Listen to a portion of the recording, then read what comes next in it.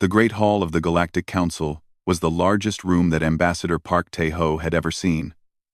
The ceiling was so high that clouds actually formed near the top. Lights floated in the air like small stars.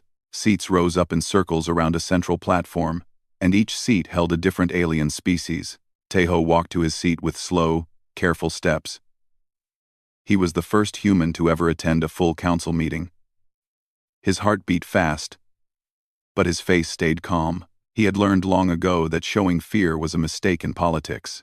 The Velthari delegate sat 3 seats to his left. The Velthari were tall beings with blue skin and 4 arms. They moved with smooth grace, like dancers. Their speaker, a female named High Voice Malura, watched Tae-ho with eyes that held no warmth. To his right sat the Gormath representative. The Gormath were massive creatures covered in thick gray plates. They looked like walking mountains. Their speaker, War Chief Bracken, had fought in 100 battles. He looked at Tae-ho the way someone might look at a small insect. The council room filled with sounds as more delegates arrived.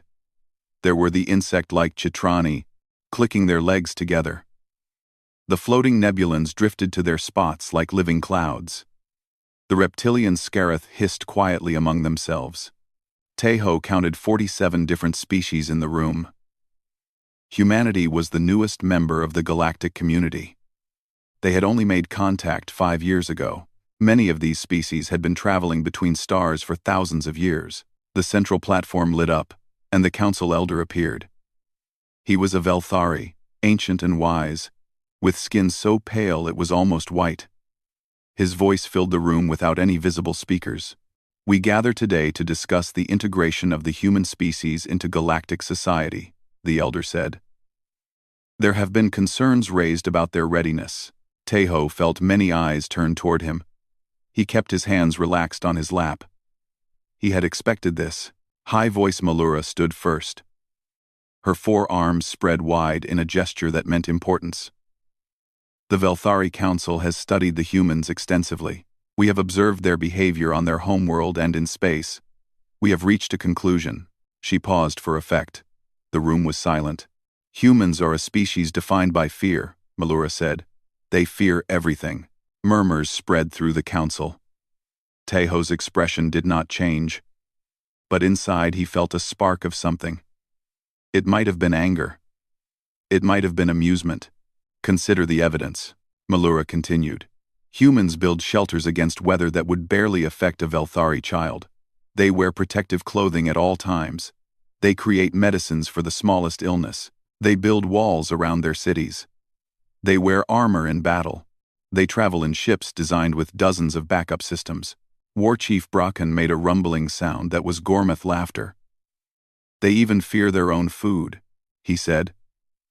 They cook everything with fire to kill tiny creatures they cannot see. What kind of species fears things too small to hurt them? More laughter spread through the council. A Chitrani delegate clicked rapidly. They wear fabric over their bodies because they fear temperature changes. They cannot survive even mild cold without covering themselves. Their young are helpless for years, added a Scarith speaker. They protect their offspring with obsessive care. This is the behavior of prey animals. Tae-ho listened to each comment. He kept count in his head. 12 different species had now mocked humanity's caution. 12 species who thought humans were cowards. High Voice Malura raised her arms again for silence. The question before this council is simple. Can a species so driven by fear be trusted as allies? Will they stand with us in times of danger? Or will they hide in their shelters while others fight? The council elder looked at Tae-ho. Ambassador Park, you may respond to these concerns. Tae-ho stood slowly.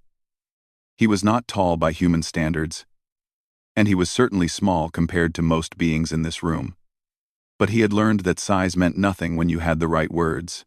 I thank the council for sharing their observations, Tae-ho said. His voice was calm and even. The high voice is correct. Humans do fear death. We fear pain. We fear losing the people we love. We fear the dark and the cold and the unknown. Malura's expression showed satisfaction. She had expected him to deny it. But the high voice has made an error in her thinking, Tae-ho continued. She has confused caution with cowardice. They are not the same thing. The room grew quieter. Some delegates leaned forward with interest. Let me tell you about human caution, Teho said. We cook our food because millions of our ancestors died from tiny creatures in raw meat. We learned. We adapted. We survived. He took a step forward on the platform. We build shelters because our planet tries to kill us with storms, earthquakes, floods, and fire. We wear armor because we are soft, and we know it. We create backup systems because we have seen what happens when things fail. War Chief Bracken snorted. This confirms our point. You are a weak species that survives only through fear. Teho smiled. It was a small smile, but something in it made the Gormith shift uncomfortably. You misunderstand, Teho said. We are not cautious because we are weak. We are cautious because we know exactly how much we can survive. We have tested the limits of our bodies in ways that would horrify this council. He looked around the room. You think we fear death. That is partly true. But what you do not understand is what happens when a human decides that death does not matter. The council elder raised a thin hand. Explain, Ambassador. Teho's smile grew slightly wider. I could try to explain with words, but I think a demonstration would be more effective. I would like to invite a human historian to address this council. Her name is Dr. Kwan Yuna. She has prepared a presentation that I believe will answer all your concerns. High-voice Malura made a dismissive gesture. We have no interest in human propaganda. It is not propaganda, Teho said. It is historical record, verified footage from our past. I promise you, council members, that after Dr. Kwan's presentation, you will never again call humans cowardly. The council elder considered this for a long moment. Then he nodded. Very well. The council will hear from this historian. We will reconvene in one cycle. As the delegates began to leave, War Chief Bracken walked past Teho. The massive Gormoth looked down at the small human. Your words are bold for such a fragile creature, Bracken said. I hope your historian can support them. Teho looked up at the war chief without any sign of fear. Chief Bracken, I am not bold. By human standards, I am actually quite careful, but I promise you this after tomorrow, you will understand what human boldness actually looks like. Bracken stared at him for a long moment, then walked away without another word. Teho remained on the platform until the room was empty. Then he pulled out his communication device and called Dr. Kwan. They took the bait, he said. Prepare the presentation. Start with the mild examples. On the other end, Dr. Kwan laughed. The mild examples? You mean the ones where people only had a 50% chance of dying? The one? The one? Yes, Teho said. Save the really crazy ones for the end. We want to build up to it. Understood, Dr. Kwan said. I have organized the footage by survival probability. We start at 60% and work our way down to the ones where survival was basically impossible. Teho nodded to himself. Perfect. These aliens think they understand fear. Tomorrow, we teach them what humans do when we stop being afraid. He ended the call and walked out of the great hall. The clouds near the ceiling had turned pink with the setting of some distant sun. It was beautiful, but Teho barely noticed. He was too busy imagining the looks on those alien faces when they saw their first Hold My Brew video. Dr. Kwan Yuna arrived at the Galactic Council building, carrying a small data chip. She was a woman of average height, with short black hair and glasses that she did not really need. She wore them because they made her look more like a scholar. First impressions mattered, especially with aliens. Ambassador Park Tae-ho met her at the entrance. He looked tired, like he had not slept much. Are you ready? He asked. Yuna held up the data chip. I spent all night organizing the footage. I think I found the perfect order. How bad is it? Yuna smiled. By the end, they will either respect us or be completely terrified of us. Maybe both. They walked together through the long hallways of the council building. Alien delegates passed them, and many stopped to stare. Word had spread that the human historian would be presenting today. Most of the aliens expected a boring lecture about human evolution. They expected excuses and explanations for human weakness. They had no idea what was coming. The council chamber was even more crowded than the day before. Extra seats had been brought in. Species that rarely attended meetings had sent representatives. Everyone wanted to see what the humans would say in their defense. High-voice Melura sat in her usual spot, looking pleased with herself. She had already prepared her response to whatever weak arguments the human would make. War Chief Bracken sat with his arms crossed, waiting to be bored. The council elder called the session to order. Dr. Quan Yuna of the human species has requested time to address the council's concerns about human behavior. She may begin. 7. Yuna walked to the central platform. She looked small and fragile standing there alone. Many delegates whispered to each other about how delicate she appeared.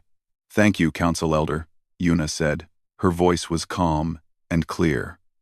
Yesterday, several members of this council described humans as fearful creatures. They said we are driven by terror of death. They called us cowards. She paused and looked around the room. They were correct about one thing. Humans do fear death. We are very aware that we can die. Our bodies are soft. We have no natural armor, no venom, no great strength. By the standards of most species here, we are weak. Melura nodded with satisfaction. This was exactly what she expected. But, Yuna continued, the council has made a fundamental error. You have confused our awareness of danger with submission to it. You think that because we know we can die, we always try to avoid death. She held up the data chip. I am a historian. My job is to study human behavior across thousands of years. What I have discovered is that humans have a very strange relationship with death. We fear it, yes. But we also challenge it. We mock it. We sometimes ignore it completely for the most ridiculous reasons. The chip connected to the council's display system. A massive screen appeared in the air above the platform. I would like to introduce the council to a human cultural phenomenon, Yuna said. We call these incidents Hold My Brew moments. The name comes from an ancient tradition. When a human is about to do something incredibly dangerous and probably stupid, they hand their drink to a friend and say these words. She pressed a button. The first video began to play. The footage showed a human standing at the edge of a cliff. Below was a river far, far down. The height was enough to kill most beings on impact. A Chatrani delegate made a worried clicking sound. Surely this human will step back from the edge. In the video, the human turned to his friends, handed one of them a bottle, and said words that the translator rendered as, "Watch this." Then he jumped. Several aliens cried out in shock. The human fell through the air, spinning and tumbling. Just before hitting the water, he straightened his body and entered with minimal splash. A moment later, he surfaced, laughing and waving at the camera. The council chamber was silent.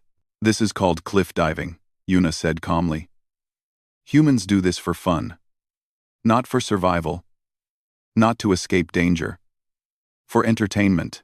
High-voice Melura stood up. This must be a trained professional. A specialist. Yuna smiled. No. This was recorded by his friends during a vacation. He had no special training. He simply decided to jump. She played the next video. This one showed a human on a thin board, riding down the side of a wave that was taller than most buildings. The wave curled and crashed behind him as he raced across its face. This is surfing, Yuna explained. Humans ride on walls of water that could crush them instantly. The largest waves have killed many surfers. Others keep riding anyway. War Chief Bracken leaned forward. His eyes were fixed on the screen. The next video showed a human climbing a sheer rock face with no ropes. Nothing protected him from falling. One slip meant death. Free climbing, Yuna said. Some humans choose to climb mountains without safety equipment. They say the ropes ruin the experience. A Nebulan delegate pulsed with confusion. Ruin the experience? The safety equipment exists to prevent death. Yes, Yuna agreed. But some humans feel that the risk is part of the appeal. She played more videos. A human rode a motorcycle over a gap between two buildings. Another human swam with massive sea predators, animals with enough teeth to tear him apart in seconds.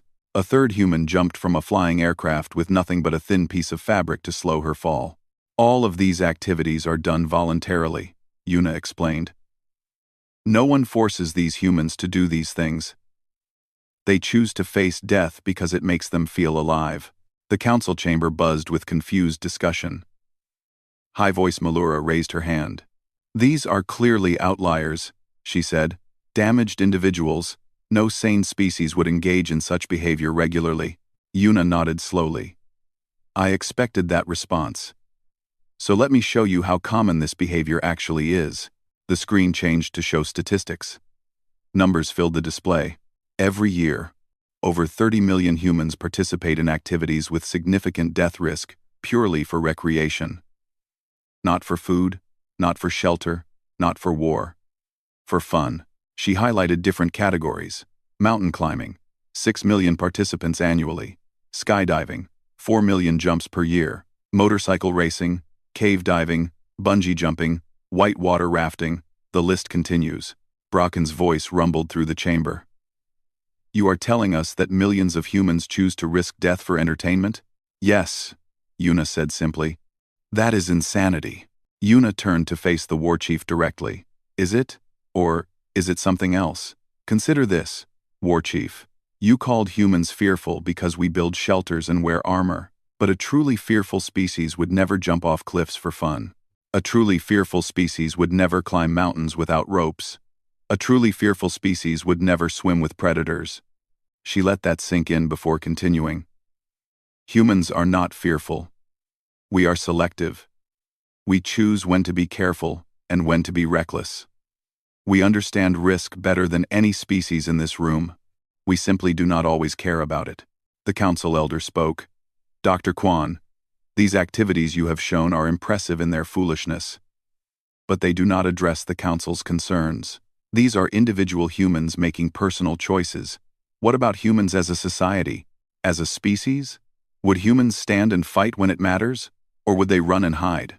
Yuna's expression grew serious. Council Elder, what I have shown you so far are the mild examples. Humans doing dangerous things for fun. But you ask about humans in crisis. Humans facing real threats. She looked around the room. What I am about to show you is different. This is what happens when humans face death, not for entertainment, but for purpose. When they decide that something matters more than survival. She paused. I must warn the council. Some of this footage is disturbing. It shows humans dying, but it also shows what humans are willing to die for. The chamber was completely silent now. Every alien watched the small human woman on the platform. Are you ready to see what humans do when they stop being careful? Yuna asked. The council elder nodded slowly. Yuna pressed the button for the next section of her presentation. Then let me tell you about what we call heroes. And let me show you why every species in this room should be grateful that humans prefer peace. The screen went dark for a moment. When the next video began, it showed a burning building and a human running into the flames while everyone else ran out. The video showed a building covered in flames. Orange fire poured from every window. Black smoke rose into the sky like a dark monster. Emergency vehicles surrounded the structure, and humans in protective gear worked frantically. But the camera focused on one figure. A human male in regular clothing, not a rescue worker, not a professional.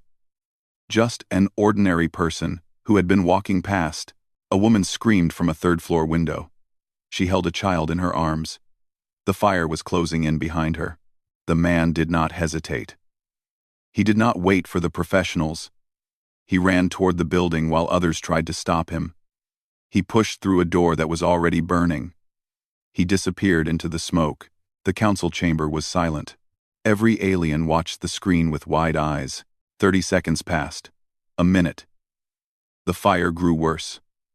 The building started to crack and groan. Then the man appeared at the window. He had the child in his arms. He passed the child to the woman, then helped her climb down a damaged ladder that barely held their weight. His clothes were burned. His skin was red and blistered, but he kept moving until both the woman and child were safe. He collapsed on the ground. Medical workers rushed to him. He survived, but barely. This man had no training, Dr. Kwan Yuna said quietly. He was not a firefighter.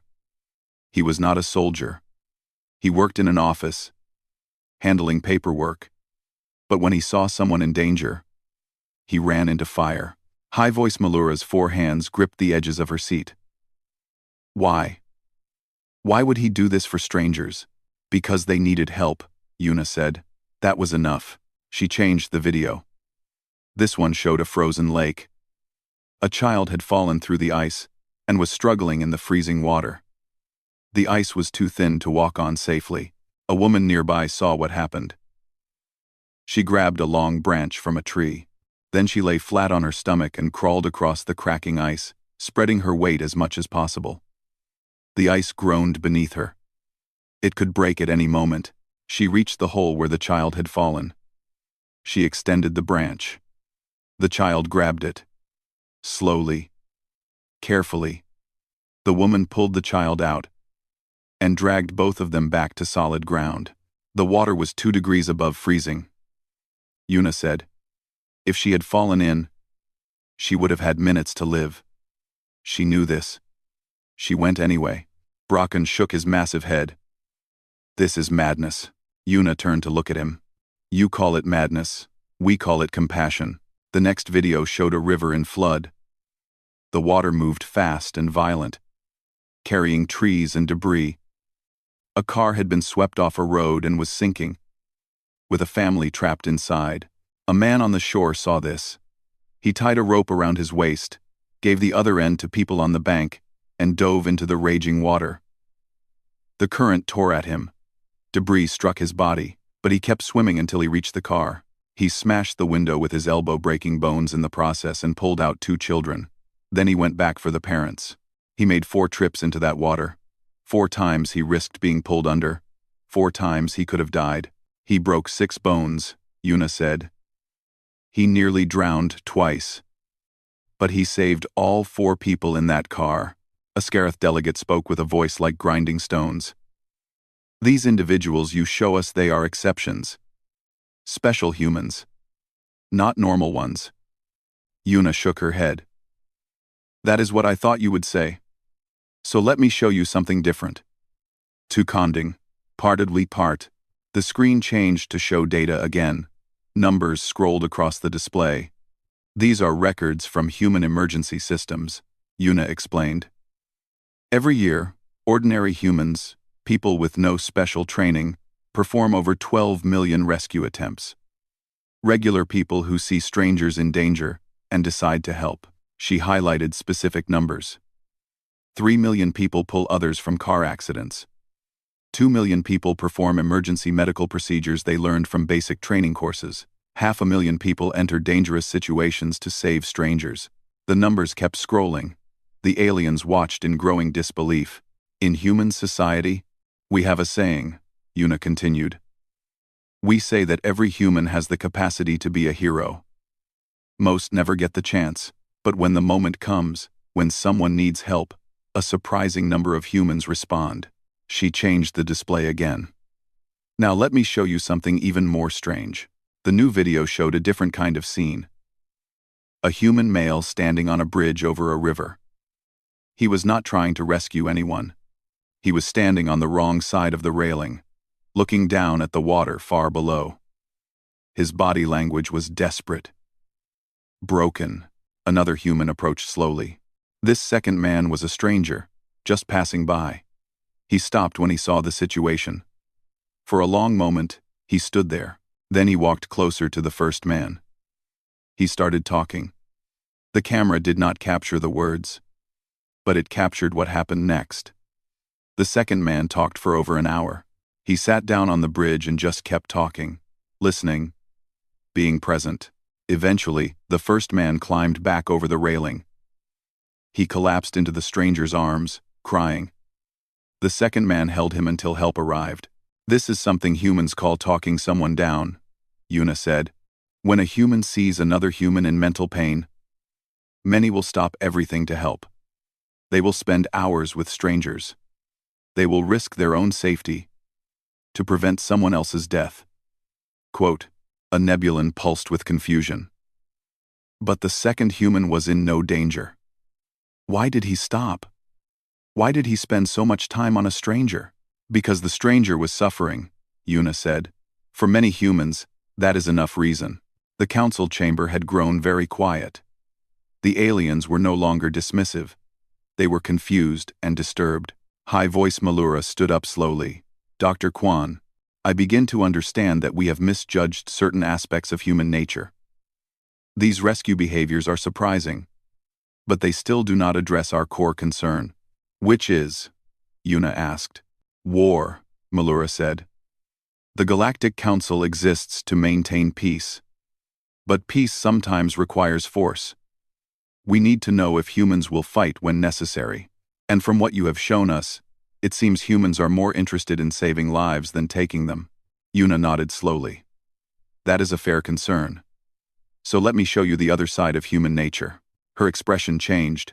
It grew harder somehow, more serious. Everything I have shown you so far involves humans trying to save lives. Humans running toward danger to help others. You are right that this suggests we value life deeply. She paused. But what happens when someone threatens what we value? What happens when enemies attack our families, our homes, our friends? She looked around the council chamber. Every alien was watching her now. Humans have another saying, Yuna said. When someone threatens what we love, we do not run. We do not hide. We say, not one step back. The screen changed to show footage that was clearly older. The image quality was poor. The colors were faded. It showed a battlefield covered in smoke and fire. This is footage from our world wars, Yuna said. Conflicts that happened long before we reached the stars. I show you these not to glorify violence, but to help you understand something important about human nature. On the screen, human soldiers charged across an open field toward enemy positions. Bullets filled the air. Explosions tore the ground. Soldiers fell, but others kept running. They did not stop. They did not retreat. These soldiers knew they would probably die, Yuna said. The generals knew many would die. But they also knew that sometimes victory requires sacrifice. And humans have never lacked volunteers for the most dangerous missions. The video changed to show a pilot climbing into a damaged aircraft. The plane was barely holding together. This pilot's aircraft was too damaged to fly safely, Yuna explained. His commanders told him to abandon the mission. He refused. He flew anyway. He completed his mission. He did not survive the landing. Brakon leaned forward. For the first time, his expression showed something other than contempt. Why did he refuse to stop? He could have lived. Because if he stopped, others would have died, Yuna said. His mission was to protect ground troops. He decided their lives were worth more than his own. She turned back to the screen. This is what I need you to understand about humans. We are afraid of death. But when something matters more than our fear, when we are protecting others, fighting for our homes, defending what we love, we become something different. The video showed one final image from the old wars. A single soldier standing in the middle of destruction, wounded and bleeding, but still fighting, still refusing to fall. We become very, very dangerous, Yuna said softly. And we do not stop until the threat is gone, or we are. The council chamber was completely silent. No one moved. No one spoke. Ambassador Park Tae-ho watched from his seat, and for the first time since arriving at the council, he felt proud. The aliens were finally beginning to understand. The silence in the council chamber lasted for a long time. Dr. Kwon Yuna stood on the central platform. Waiting. She could see the aliens processing what they had witnessed. Their certainty about human cowardice was crumbling. Finally, War Chief Brakon spoke. His voice was quieter than before. The footage you have shown is impressive. But those were ancient wars. Primitive conflicts with primitive weapons. The galaxy has changed. Modern warfare is different. Yuna nodded. You are correct, War Chief. So let me show you how humans fight in the modern age. The screen changed to show footage from humanity's first interstellar conflict. Just 3 years ago, pirates had attacked a human colony ship carrying 10,000 civilians. The ship had minimal defenses and only a small security team. The passenger ship Starlight Dream was attacked by raiders during its journey to establish a new colony, Yuna explained. The raiders had 3 warships. The Starlight Dream had no weapons capable of fighting back. The footage showed the colony ship trying to run. The pirate vessels closed in, firing warning shots. They wanted to board the ship and take the passengers as slaves. The ship's captain was a woman named Baek Hana, Yuna said. She was 62 years old. She had flown passenger ships for 30 years. She had never been in combat. On screen, Captain Baek's face appeared. She was giving orders with calm precision. Even as alarms blared around her, Captain Baek made a decision. Yuna continued. She could not fight the raiders. She could not outrun them. But she could make sure they did not get what they wanted. The council watched as Captain Baek ordered all passengers into emergency pods. 10,000 people began loading into escape capsules. But there was a problem. There were not enough pods for everyone. The pods could hold 9,000 people, Yuna said. Captain Baek had to choose who would stay behind. A Chitrani delegate clicked nervously. How did she choose? She did not need to, Yuna said. 400 crew members volunteered to stay. They knew what it meant. They chose anyway. Sick. They do not buy bay. They do not buy bay.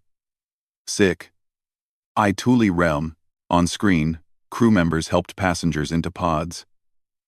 Some of them were crying. But none of them tried to take a seat, meant for a passenger. Not one. The raiders boarded the ship after the pods launched, Yuna explained. They expected to find 10,000 slaves. Instead, they found 400 humans who had no intention of surrendering. The footage shifted to security camera records from inside the ship. It showed crew members fighting with whatever they could find: tools, pipes, pieces of broken equipment. They had no real weapons. They fought anyway. The crew held the raiders at the main corridor for 6 hours, Yuna said. They were not soldiers. They were pilots, engineers, cooks, and medical staff. But they fought like they had nothing to lose because they did not. War Chief Brackon watched the screen with intense focus. The fighting was brutal and desperate. Humans fell, but others took their places. The corridor became blocked with bodies. And still, they fought. Why did they keep fighting? Brackon asked. They must have known they could not win. They were not fighting to win, Yuna said. They were fighting to delay. Every minute they held that corridor was another minute for the escape pods to get further away. They were buying time with their lives. The footage showed Captain Baek in the final moments. She was wounded, bleeding from several injuries. But she was still giving orders, still coordinating the defense. Captain Baek was the last to fall, Yuna said. The raiders finally broke through after losing half their boarding force. When they reached the bridge, they found her still at her post. She had locked herself in and was sending distress signals on every frequency. The screen showed the aftermath. The raiders had captured an empty ship. Their slave raid had failed completely.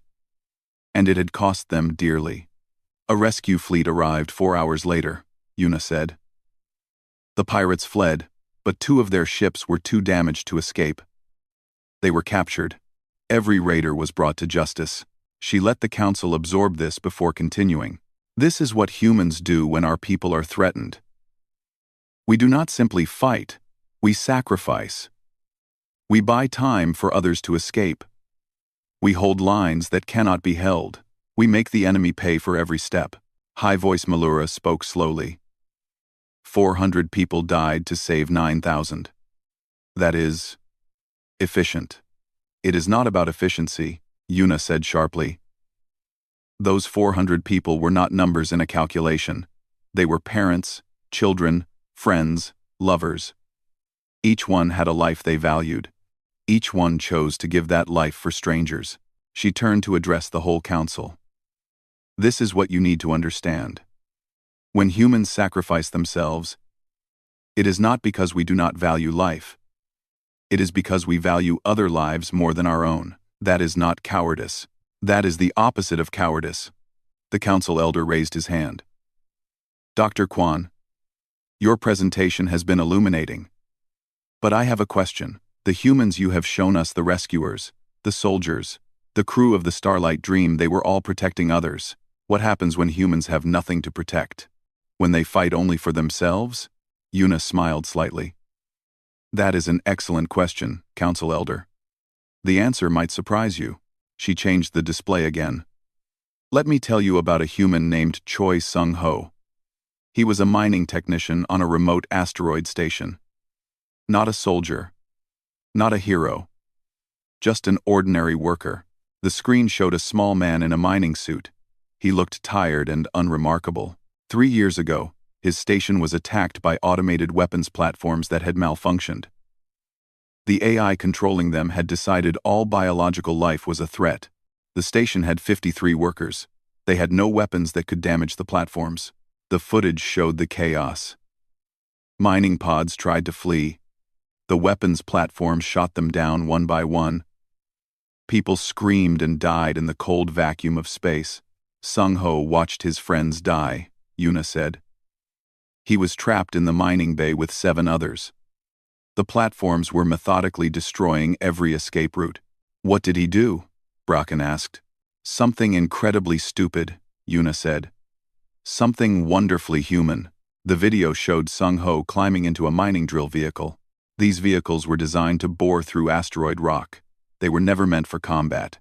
Sung-ho aimed his drill at the nearest weapons platform and flew straight at it, Yuna said. The platform fired at him. His vehicle was hit multiple times. But the drill was built to handle extreme conditions.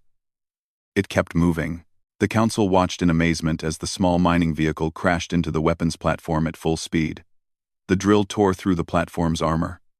Both machines exploded in a ball of fire.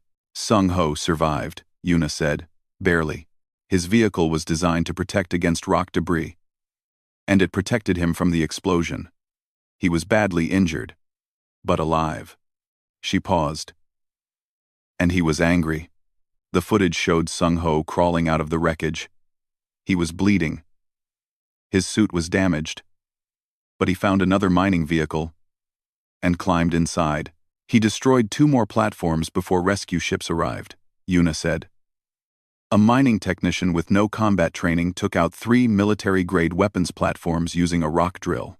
The council chamber was completely silent. This is what I mean when I say humans are selective about fear, Yuna explained. Sung-ho was terrified. He told rescuers later that he had never been so scared in his life. But his fear became anger. His anger became action. And his action saved the 7 people trapped with him. She looked around the room. You asked what happens when humans fight for themselves. The answer is, we do not. Even when humans fight alone, we are usually fighting for someone else. Sung-ho was not thinking about his own survival when he attacked those platforms. He was thinking about the people behind him. War Chief Bracken stood up slowly. His massive form cast a shadow over several smaller delegates. Dr. Kwan, he said, I have fought many species. I have faced enemies who were stronger, faster, and more numerous than my people. But I have never faced an enemy who would climb into a mining drill and attack a weapons platform out of anger. He paused. I think I understand now why humans wear armor and build shelters. It is not because you fear death. It is because you do not trust yourselves. You know what you become when you stop being careful. Yuna nodded slowly. That is perhaps the most accurate thing anyone has said about humans today, War Chief. The council elder rose from his seat. His ancient eyes studied Yuna with new interest. Dr. Kwan, you have given this council much to consider. The human species is not what we believed. But one question remains. What question, Elder? The elder's voice was soft but clear. If humans are capable of such extreme behavior, such sacrifice, such reckless courage, Why do you spend so much effort being careful? Why not simply unleash this nature and conquer the galaxy? Yuna's answer came without hesitation. Because we have seen what happens when we do. Our history is filled with human courage. But it is also filled with human destruction. We have learned that our capacity for sacrifice can become a capacity for violence. Our willingness to die can become a willingness to kill. She looked at the elder directly. We are careful because we are dangerous. And we know it. The council chamber remained quiet as Dr. Quan Yuna's words settled over the assembly. Ambassador Park Tae-ho watched the faces of the alien delegates. He saw confusion giving way to understanding. He saw fear replacing contempt. The council elder was the first to speak. Dr. Quan, your presentation has challenged everything we believed about humans. But I must ask one final question. You have shown us what humans do in crisis. You have shown us sacrifice and courage beyond reason. But what happens after? After, Elder? Yuna asked. After the crisis ends, after the danger passes, do humans remain in this heightened state? Or do they return to being the careful creatures we first observed? Yuna smiled. It was a warm smile, gentle and knowing. Elder, that might be the most important question of all. She pressed a button, and the screen changed one last time. The new footage showed a hospital room. A human man lay in a bed covered with bandages. Machines beeped around him, his face was scarred, and one arm was heavily wrapped. This is Choi Sung-ho, Yuna said. The mining technician who attacked weapons platforms with a rock drill. This footage was recorded 3 weeks after his rescue. A woman entered the room. She was carrying a young child, who looked perhaps 4 years old. The child saw Sung-ho, and immediately began crying. That is his daughter, Yuna explained. She had not seen him since the attack. She did not understand why her father looked different, why he was hurt. On screen, Sung-ho reached out with his good arm. His face, scarred and damaged, broke into a smile. The child stopped crying. She reached back. Papa, the child said in the video. Sung-ho pulled his daughter close and held her. His wife leaned down and wrapped her arms around both of them. The family stayed like that for a long time, not speaking, just holding each other. This is what happens after, Yuna said softly. The man who destroyed weapons platforms, who attacked military hardware with a mining drill, who saved 7 lives through impossible courage, he goes back to being a father, a husband, an ordinary person. She turned to face the council. Humans do not stay in crisis mode forever. We cannot. It would destroy us. So we build shelters to return to. We create families to love. We make peaceful lives that give us something worth fighting for. War Chief Bracken's voice was rough when he spoke. So the caution we observed, the shelters, the armor, the careful planning. It is not weakness. No. Yuna agreed. It is wisdom. We protect what we love, so that we have reasons to be brave. We build safe spaces so that our children grow up without fear. We are careful with our lives because they matter to people who depend on us. She stepped forward on the platform. But when those safe spaces are threatened, when our children are in danger, when our homes are attacked, we remember what we are capable of, and we stop being careful. High-voice Malura rose slowly from her seat. Her 4 arms hung at her sides, and her expression had completely changed from the arrogant certainty of the day before. Dr. Quan, she said, on behalf of the Velthari delegation, I wish to apologize. We judged your species without understanding you. We saw your caution and called it fear. We were wrong. Murmurs spread through the chamber. A Velthari apologizing was extremely rare. The Velthari have always valued courage, Malura continued. We believed that true courage meant having no fear. We believed that careful species were inferior to bold ones. She looked at the screen, which still showed Sung-ho holding his daughter. We did not understand that the greatest courage is not the absence of fear. It is facing fear for the sake of others. It is choosing to fight when you have everything to lose. Bracken stood as well. His massive form towered over the assembly. but his voice was respectful. The Gormith also wished to acknowledge our error. We mocked human caution. We said you were weak because you planned for dangers and prepared for threats. He paused. But I have led armies into battle. I have seen warriors fight and die, and I tell you now the humans in those videos were not weak. They were the most dangerous kind of enemy. Why dangerous? The council elder asked. Because they knew they would die, Bracken said. They saw death coming and chose to face it anyway. A warrior who fears nothing is a fool. A warrior who fears death, but fights through it, that is something far more terrifying. One by one, other delegates rose to add their voices. The Chitrani acknowledged human resilience. The Scarith spoke of respect for human determination. Even the floating Nebulans, who rarely cared about physical matters, expressed admiration for human emotional bonds. Ambassador Park Tae-ho finally stood up from his seat and walked to join Dr. Kwan on the central platform. The two humans stood together, small and fragile compared to most beings in the room, but no longer dismissed. Honored delegates, Tae-ho said. Yesterday, you asked if humans could be trusted as allies. You asked if we would stand with you in times of danger. He looked around the chamber. I cannot promise that humans will never run from a fight. We are not suicidal. When retreat is wise, we will retreat.